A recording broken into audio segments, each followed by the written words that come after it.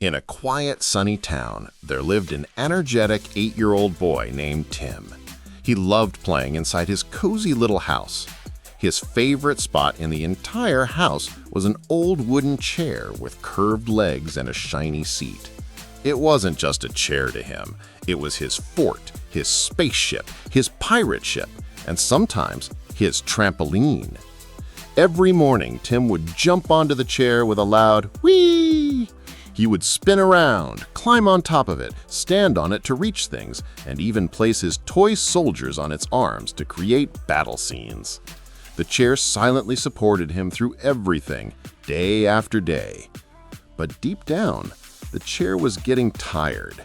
Its wooden legs creaked every time Tim jumped, its backrest was scratched, its seat was worn, and one of its legs had started to loosen. The chair wished someone would take care of it, but Tim never noticed. One night, when everyone was fast asleep and the house was silent, something magical happened. A small beam of moonlight shone through the living room window and landed directly on the chair. The old wood shimmered softly, and suddenly the chair stretched its legs. "Ah, finally," the chair whispered in a tired voice.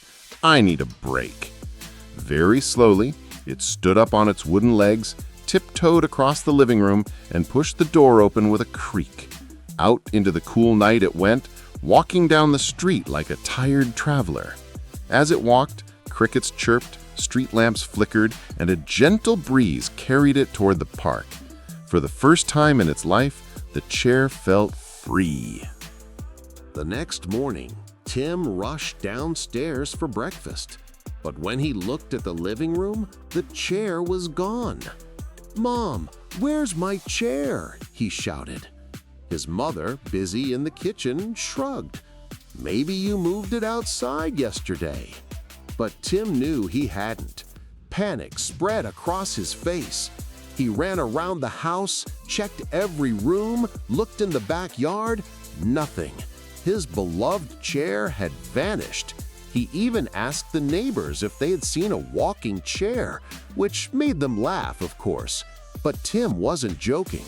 He felt guilty, suddenly remembering how roughly he had treated it. Tim decided to search the whole neighborhood. He grabbed his backpack, filled it with snacks and a flashlight, and set out on his chair hunt. He looked in every corner. Behind the bakery where he sometimes sat eating muffins, near the school playground, by the town library, even near the bus stop where pigeons like to gather. Everywhere he went, people gave him funny looks. "A chair? Walking? Are you sure, kid?" But Tim didn't give up. Along the way, Tim met a curious talking squirrel named Nibbles, who actually saw the chair pass by during the night.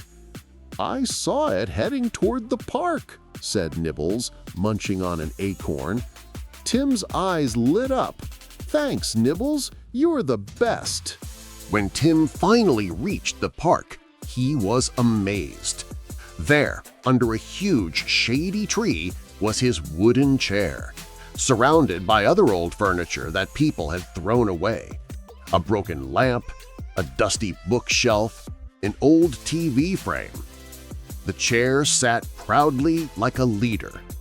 The squirrel explained, "Every night the old things come here. They rest, they talk about their lives, they dream." Tim hid behind a bush and watched as the chair stretched again, leaned back, and sighed happily. It looked peaceful. It wasn't just a chair anymore. It was enjoying its retirement. Tim slowly walked toward the chair.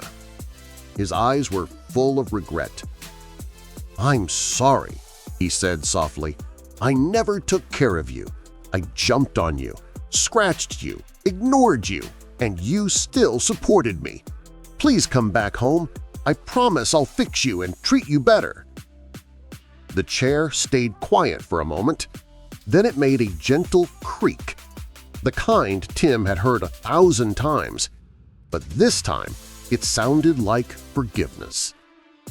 Tim hugged the chair. "Let's go home," he smiled. Back home, Tim worked carefully with his dad to repair the chair. They tightened the loose leg, polished the wood, and gave it a soft cushion to sit on.